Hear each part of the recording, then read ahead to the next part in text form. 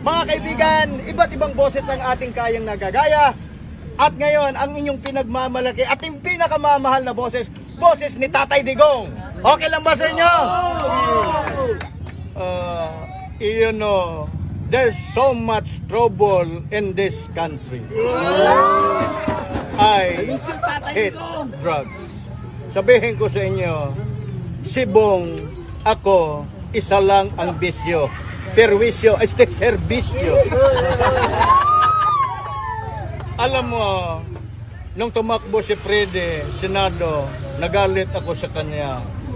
Kasi gumawa si Frede ng kanta, Bulag, Pipi at Bingi. Nagalit ako kasi hindi sinali yung pilay. Kaya ito, nagtitinda na lang ng lugaw.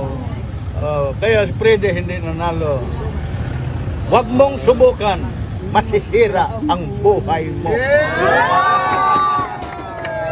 Okay, kay Kuya Kim.